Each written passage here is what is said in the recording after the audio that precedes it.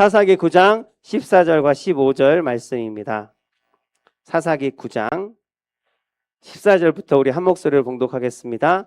이에 모든 나무가 가시나무에게 이르되 너는 와서 우리 위에 왕이 되라 하매 가시나무가 나무들에게 이르되 만일 너희가 참으로 내게 기름을 부어 너희 위에 왕으로 삼겠거든 와서 내 그늘에 피하라. 그리하지 아니하면 불이 가시나무에서 나와서 레바논의 백향목을 사를 것이니라 하였느니라. 아멘. 같이 읽은 본문 말씀을 근거로 해서 나무들의 우화라는 제목으로 은혜를 나누겠습니다. 오늘 이야기가 나무들의 우화 이야기가 하나 나옵니다. 아마 많이 들어보셨을 거예요. 여러분이 가장 잘 들으셨던 이야기가 제 생각에는 새 나무의 이야기. 혹시 그 예수님의 십자가의 사건을 근거로 해서 새 나무가 있었는데 그 나중에 하겠습니다. 모르는 것 같아서 나중에 될 것 같아요. 알면 아시죠 하려고 했는데 왜 모르시지? 자 오늘 말씀은 약 3100년 전에 한 소년이 이스라엘의 가장 높은 산 꼭대기, 이스라엘의 두 산이 마주보고 있는 지역이 있어요. 그리심산과 헐몬산.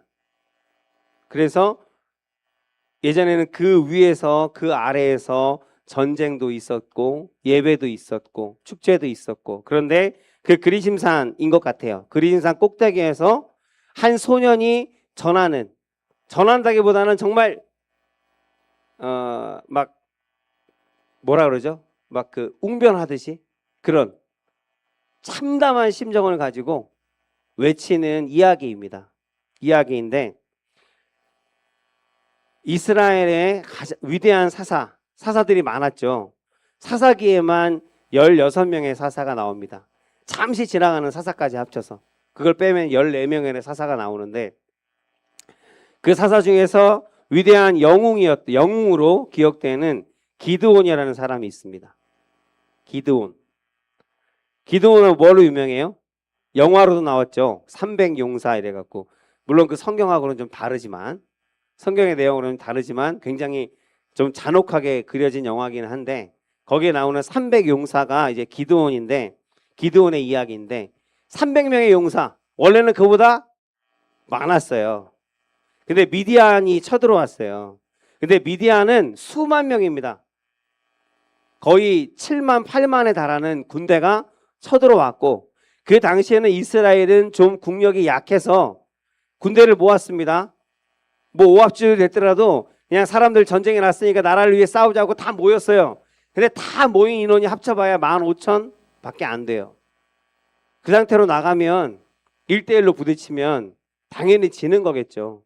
그러나 그래도 모였으니까 모인 거에 감사하고 이제 전쟁을 나가려고 하나님께 기도하는데, 그 당시에 기드온이 그 군대를 이끄는 수장인데, 그 기드온이 하나님께 기도를 하는데 하나님께서 너무 많다는 거예요. 15,000 너무 많아. 그러니까 딱 정예 용사, 하나님께서 쓰실 사람을 다시 선별을 하겠다. 그래서 선별을 했는데, 선별을 하고 그냥 갈 사람들을 가고, 지금 혹시 겁이 나거나 아니면은 집에 뭐 아이를 임신한 아내가 있거나 뭐 그렇게 여러 가지 돌볼 사람이 있거나 해서 주저함이 낳고 미련함이 나는 사람들은 다 가라 그랬어요. 그래서 거기서 이렇게 추려서 가고 나니까 한 3,000명 가량의 사람들이 남았습니다. 근데 그것도 많대요. 하나님이 기도했더니 그것도 많다. 내가 너희와 함께 싸울 거니까 다시 한번 추리는데 냇가에 가서 어떻게 해요? 냇가에 가서 물을 먹는 거예요. 물을 마시라고 했어요. 그래서 사람들이 다 내려가서 냇가에서 물을 마시는데, 어떤 사람은 남자니까 남자답게 그냥 냇가에다 얼굴을 막 넣고 물을 막 빨아먹듯이 이렇게 먹는 사람이 있고, 또 어떤 사람은 그 앞에서 무릎을 꿇고 손으로 이렇게 떠서 먹는 사람이 있어요. 하나님 보시기에는 손으로 떠서 먹는 사람이 준비된 사람으로 여겼던 것 같아요. 왜냐하면 전쟁 중이었기 때문에 사방을 경계해야 되는 것이고 그 전쟁 중이라는 것을 인식하고 있어야 하는데 머리를 차박은 사람들은 에라 모르겠다. 이제 그렇게 여기셨는지 모르겠지만 그래서 손으로 떠먹은 사람들만을 골랐습니다. 그래서 골랐더니 그 사람들이 몇 명이에요? 300명만 남은 거예요. 사람들 황당하죠. 나머지는 다 가라 그래. 지금 앞에는 수만 명이 지금 군대가 있는데 딱 300명만을 남겨놓은 거예요. 이거면 충분하다는 거예요. 여러분들이라면 어떻겠어요? 아니 물론 하나님을 믿지만 이건 좀 아니지 않나? 내가 평생에 싸워본 적도 없는데 난 집에 가면 우리 마누라하고 싸도 난 지는데 뭐 이런. 아니 내 얘기한 게 아니고 왜 또 근데 그래서 어쨌든 300명이 남았는데 그 300명의 용사가 칼을 든 것도 아니에요. 하나님께서 칼도 필요 없다 하셨어요. 뭐예요? 북과 나팔 들라고 하셨어요. 그러고 전쟁에 나가는 거예요. 그래 나가갖고 하여튼간 나름대로 작전을 하나님께서 전략을 세워주셔서 그 전략대로 북치고 장구치고 나팔을 불었더니 이 사람들이 자기들끼리 그냥 치고받고 하면서 그 수만 명의 미디안 군대가 다 대패해서 죽고 도망가요. 그렇게 이스라엘을 구원한 사사입니다. 위대한 사사로 대단한 용기예요. 솔직히 얘기하면 하나님이 하셨지만 300명이라는 사람하고 3만에 부딪힌다는 것은 솔직히 사람으로서 쉽지 않은 일인데 용기를 내서 정말 믿음 있는 결단을 하고 나아갔던 그런 사사인데 그래서 전쟁이 끝났습니다. 이겼어요. 나라를 지켰습니다. 그러고 나니까 이스라엘 백성들이 다 기드온에게 와서 당신뿐만 아니라 당신의 후손들까지 이 나라의 왕이 되어서 우리를 지키고 다스려 달라. 부탁한 게 아니라 간청을 했습니다. 성경에 보면 무릎 꿇고 제발 우리의 왕이 되어 달라. 우리를 지켜달라 간청을 했습니다. 근데 기드온이 어떻게 했어요? 거절했어요. 거절한 말씀이 사사기 8장 23절입니다. 사사기 8장 23절 기드온이 그들에게 이르되 내가 너희를 다스리지 아니하겠다. 나의 아들도 너희를 다스리지 아니할 것이다. 오직 야훼께서 너희를 다스리느니라. 이것이 사사기에서 하나님께서 깨닫게 하시고자 하는 주된 주제였거든요. 너희를 다스리는 자는 사람이 아니다. 너희는 사람이 다스리는 나라의 백성이 아니다. 내가 너희의 왕이야. 하나님이 단 하나뿐인 하나님이 다스리는 나라의 너희들은 백성이다. 그것을 알기를 원하셨는데 계속 눈에 보이는 왕을 원했고 근데 기드온은 하나님의 뜻을 알고 자기가 왕을 할 수 없다라고 지금 거절을 했고 하나님께서 너희를 다스릴 거라고 하나님의 뜻을 전했습니다. 정말 멋진 말인데 멋진 고백인데 그러나 그 뒤에 이어지는 내용들을 보면 기드온은 왕이 되는 것은 거절했어요. 그러나 왕처럼 살았던 사람이에요. 그 이후에 그 이스라엘을 구원한 대가로 백성들한테 재물을 받았습니다. 많은 재물을 받았어요. 몇 대까지가 그냥 놀고 먹을 수 있는 재물을 받았습니다. 그리고 그 재물을 가지고 많은 아내들을 얻었어요. 그래서 아내가 몇 명인지 기록도 되지 않는데 그냥 몇 명인지는 모르겠는데 알 수 있는 것은 아들만 70명이래요. 딸은 나오지도 않아요. 아들만 70명. 아들이 얼마나 많을까요? 그리고 정실, 아내만 있는 것이 아니라 첩도 있었어요. 그런데 글쎄 모르겠어요. 기드온을 욕해야 되는지는 모르겠는데 어쨌든 그런데 그렇게 첩의 자식 중 첩이 있는데 첩이 어디 있냐면 세겜이라는 땅에서 얻은 첩인데 그 세겜의 땅에서 얻은 첩이 낳은 아들이 하나가 있는데 그 아들의 이름이 오늘 같이 이야기를 나눈 아비멜렉이라는 사람이에요. 이 아비멜렉이라는 아들인데 그러니까 이 아비멜렉은 첩의 자식이죠. 우리나라에서도 많이 있는 이야기지만 정실의 자녀가 70명이에요. 첩의 자식을 제대로 대접을 했겠습니까? 한마디로 그렇게 좋은 대접 못 받았을 거예요. 그래서일까 이거 말씀을 한번 띄워주시고 그냥 바로 넘겨주시면 됩니다. 네, 감사합니다. 네. 그래서일까 아비멜렉의 이름의 뜻이 뭐냐면 나의 아버지는 왕이다 라는 뜻이래요. 히브리 말로. 아버지는 왕이 아닌데 내 아버지는 왕이다. 나는 왕이 될 사람이다. 라는 그런 뜻. 그래서 아비멜렉은 왕이 되기를 간절히 원했던 사람이고 큰 권력을 가지고 휘두르기를 간절히 바랬던 그런 사람으로 기록되어집니다. 그래서 사사기 8장 35절에 보면 또 여룻바알이라 하는 기드온이, 이 기드온의 또 다른 이름이에요.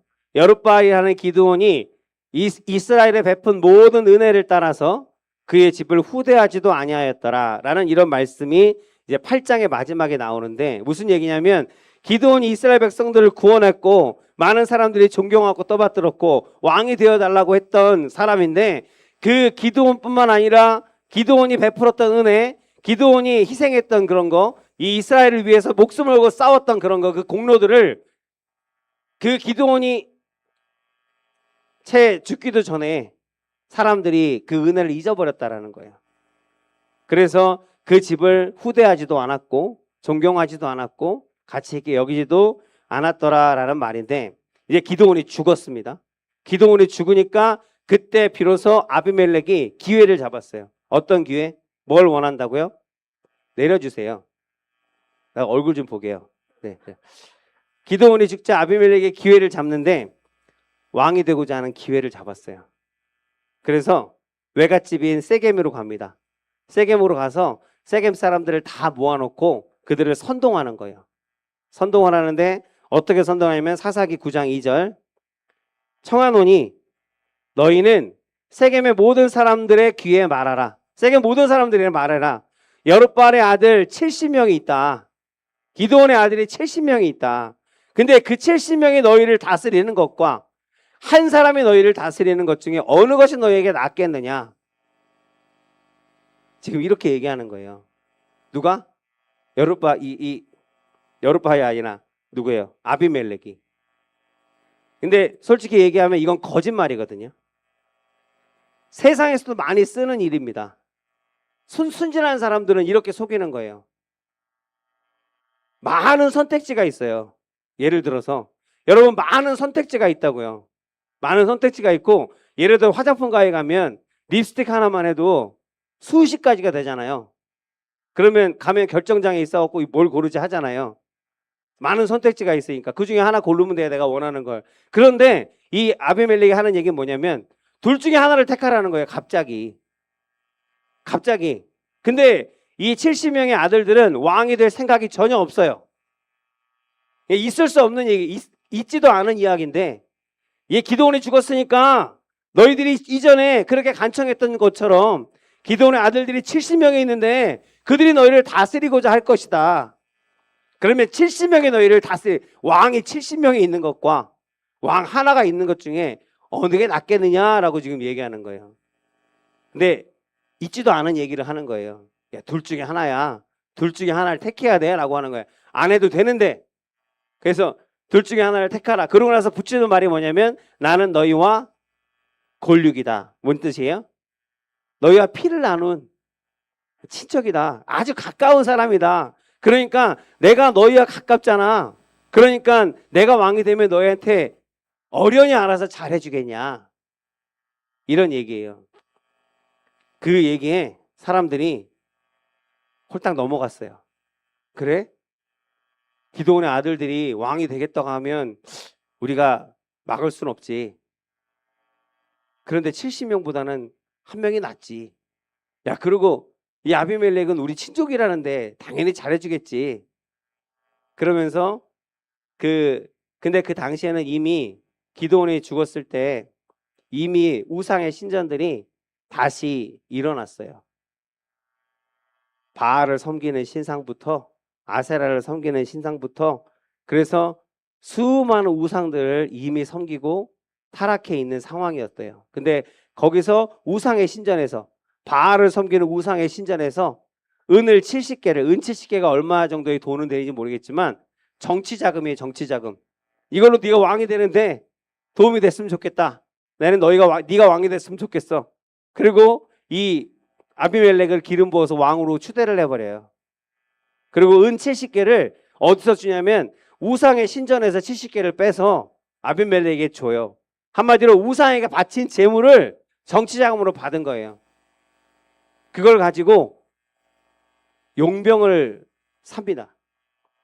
성경에 같이 읽은 말씀에 보면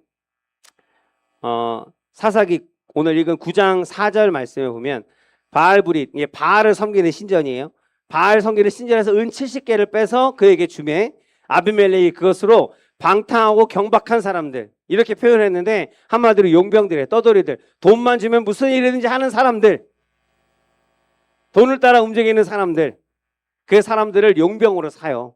용병으로 사서 나를 따르게 하고 내가 지시하는 일을 하게 하고, 그리고 첫 번째로 하는 일이 뭐예요? 사사기 9장 5절. 그들을 데리고 이제 고향 기브온으로 가요.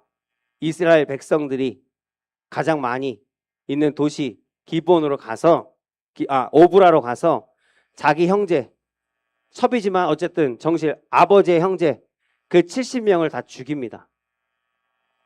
용병들을 통해서. 아버지 집에 와서 자기 형제 70명을 한 바위 위에서 죽였으되라고 나와요. 한 바위 위에서 죽였다는 게 무슨 뜻일까요? 한 곳에서 죽였다는 거예요.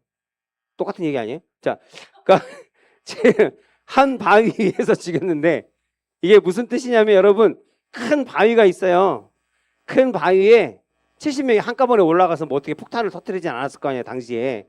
어떻게 하냐면 한마디로 이건 처형하는 모습을 이렇게 적은 거예요. 70명을 한 명씩 바위 위에 세워놓고 죽인 거예요. 한 명 죽이고 줄을 세워놓고 또 올려서 또 죽이고 또 올려서 죽이고, 여기서 처형을 한 거예요.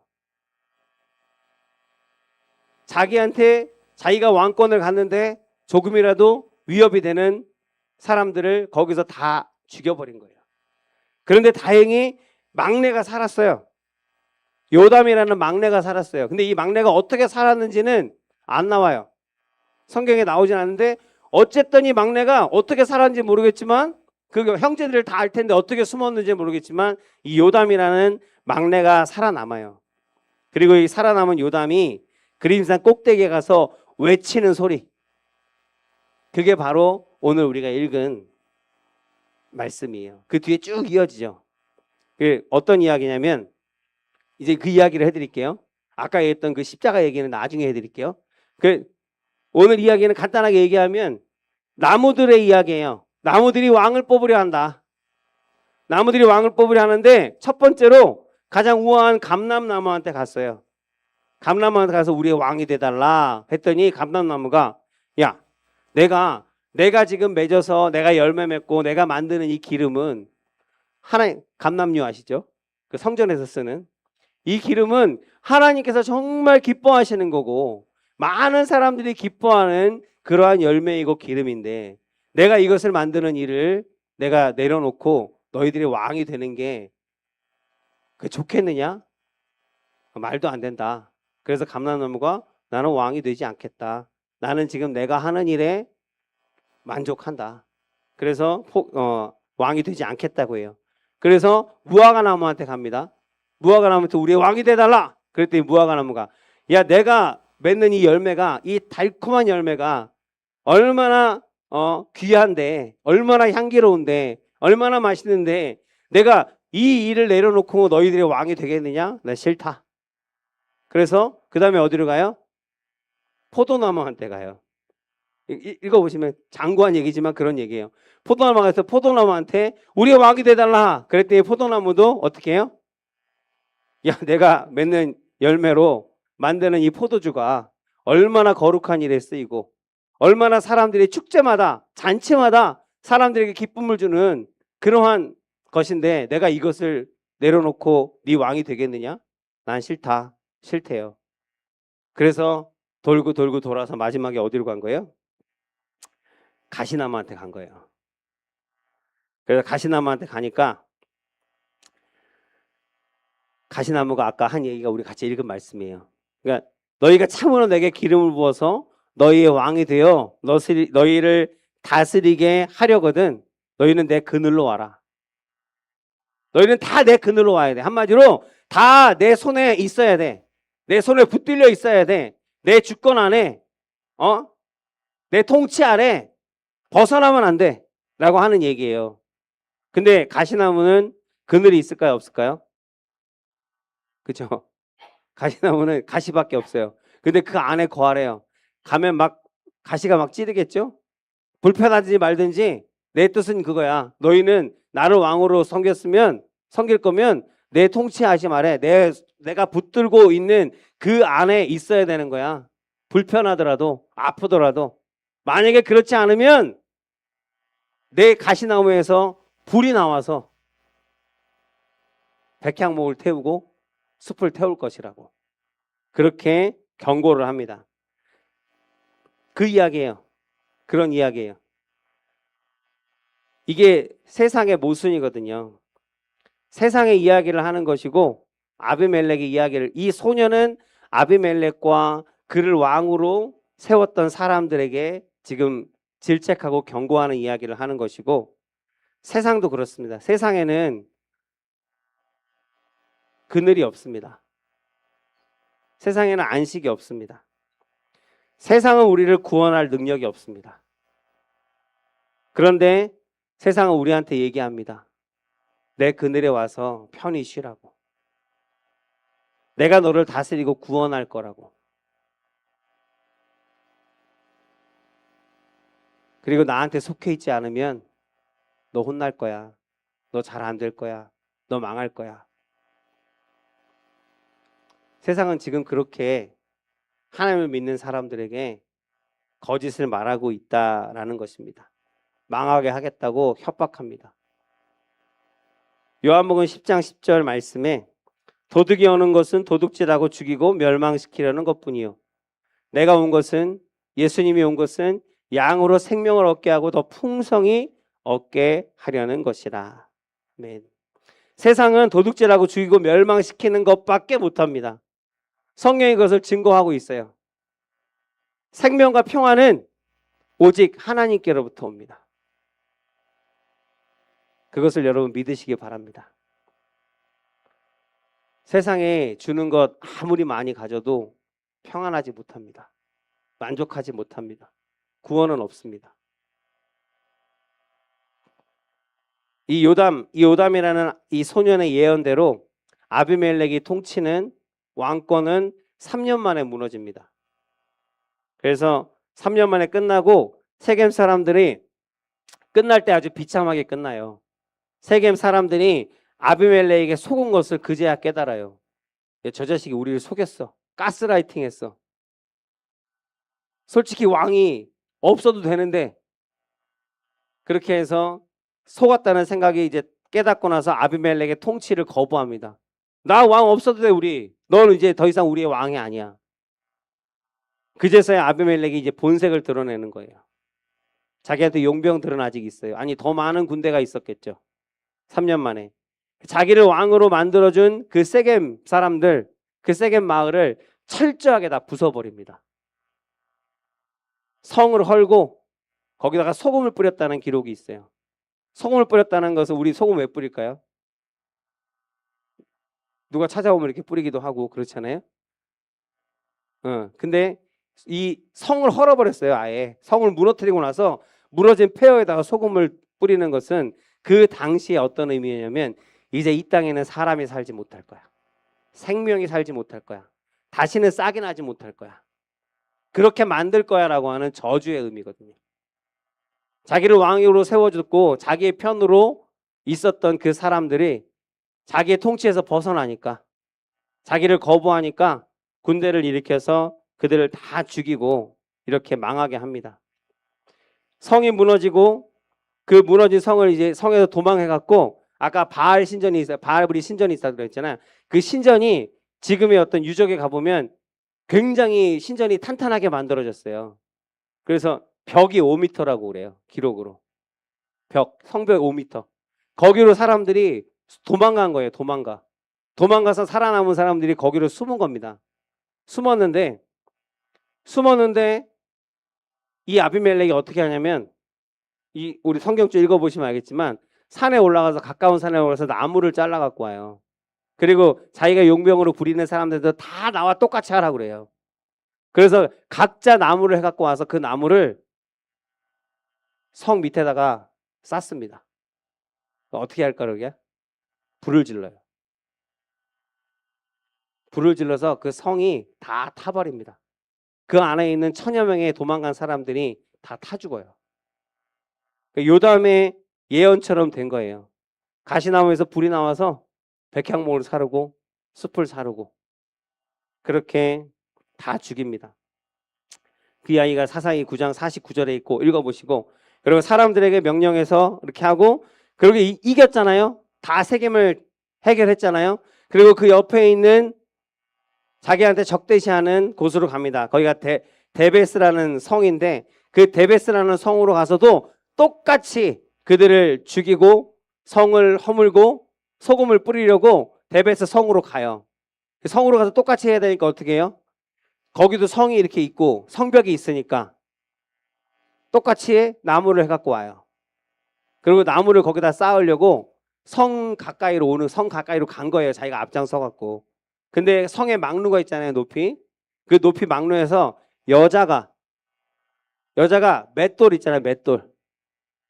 이만한 맷돌 윗짝을 들어갔고요. 그 위에서 다가오는 아비멜렉한테 던져버려요. 그래서 그 맷돌 윗짝에 머리를 맞고 두개골이 깨져요. 두개골이 깨져갖고 아직은 죽진 않았어요. 직사는 안 했어요. 죽지 않고 이제 죽어가니까 어차피 죽을 건 알게 되니까 이대로는 죽을 수 없다 그러고 아비멜렉이 옆에 있는 젊은 소년 병사에게 이야기합니다. 야, 네가 와서 나를 칼로 찔러 죽여라. 내가 후대의 사람들한테 여인에게 맞아 죽었다는 소리는 듣고 싶지 않다. 그러니까 그 지경이 되어서 자기가 한 잘못들을 죽을 때 되면 좀 착해지지 않습니까? 자기가 한 잘못들을 회개하고 후회하는 것이 아니라 그 죽을 때까지도 뭐라고 해요? 내 체면이 먼저인 거예요. 내 명예가 먼저인 거예요. 그러니까 죽더라도 내가 하찮은 여인의 손에 맞아 죽었던 소리는 내가 듣고 싶지 않다. 그러니까 네가 와서 칼로 찔러라. 그래서 그 소년이 칼로 찔러서 거기서 비참하게 죽임을 당합니다. 근데 후대 사람들이 재밌는 것은 아비멜렉이 이렇게 말합니다. 사무엘하 11장 21절 말씀. 이게 요압이라는, 아니 다음 사무엘 다음 네, 사무엘하 11장 21절에 요압이라는 장수가 있었죠. 다윗의 장수. 그 장수가 하는 얘기예요. 여룻바알의 아들 아비멜렉을 쳐 죽인 자가 누구냐? 여인 하나가 성에서 맷돌 윗짝을 그 위에 던져서 그가 데베스에서 죽지 아니하였느냐? 자기는 여인한테 죽었다는 소리 듣기 싫으니까 찔러 죽이라고 했는데 후대의 모든 사람들은 이 아비멜렉을 얘기하기를 여인이 던진 맷돌에 맞아 죽은 사람으로 지금 얘기하고 있다라는 거예요. 이 아비멜렉이라는 사람의 이야기를 한번 그 우아의 이야기를 곁들여서 잠시 한번 나눠봤습니다. 아비멜렉의 모습 가운데 우리의 모습들도 있습니다. 우리가 지금, 저와 여러분들이 지금 어떤 그늘 아래에 있는지, 어떤 그늘 아래에 있기를 원하는지 한번 돌아보는 시간이었으면 좋겠습니다. 가시나무 같은 것들, 혹시 그런 것들은 아닌지. 기드온은 야훼가 너희를 다스리라 라고 분명하게 말합니다. 그것이 하나님의 뜻이다. 근데 백성들은 눈에 보이는 왕을 원했습니다. 보이지는 않지만 보이지 않는 하나님 우리를 사랑하시고 우리를 위해 죽기까지 사랑하셔서 우리를 위해 일하신 그 희생과 그 사랑 때문에 우리가 지금 여기에 있고 여기에 있을 뿐만 아니라 우리의 마음 가운데는 소원이 있고 소망이 있고 기쁨이 있고 감사가 있습니다. 그 모든 것들은 하나님께서 우리를 품어주셨기에 가능한 것이거든요. 그런데 눈에 보이지 않는다고 눈에 보이는 내 지금 당장 눈앞에 보이는 세상이 주는 것들 보암직도 하고 모감직한 것들 저게 있으면 행복할 것 같은데 저게 있으면 내가 편안할 것 같은데 그것이 결코 우리를 편안하게 해주지 못함을 다시 한번 이 이야기를 통해서 말씀해 주는 것은 아닌가. 예수님께서는 이 땅 가운데 가장 겸손하게 가장 낮은 자리에서 오셔서 우리를 섬기러 오셨습니다. 그리고 마지막까지 제자들에게 죽기 전날까지 제자들에게 가르치신 것은 너희가 나와 같이 되어서 그들의 발을 닦아주시면서 수건으로 그 발에 물기를 닦아주시면서 내가 너의 선생이고 네가 나를 스승으로 여긴다면 너도 나와 같이 너희의 발을 서로 닦아주라고. 우리 그 말씀을 좀 기억했으면 좋겠습니다.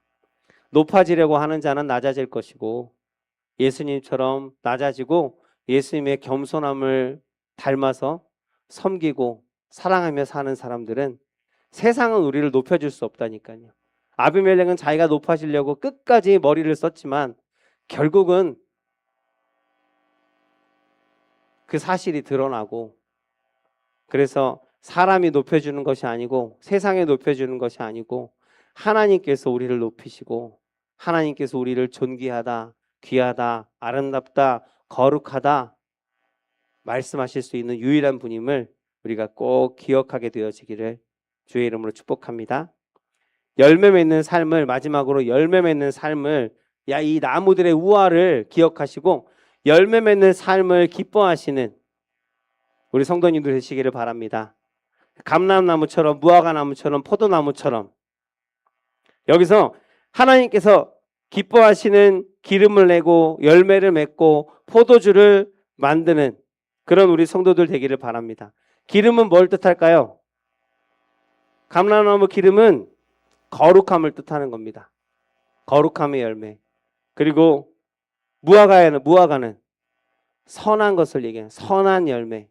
그리고 포도주는 구약에서 분명하게 정의하고 있는 것은 기쁨입니다.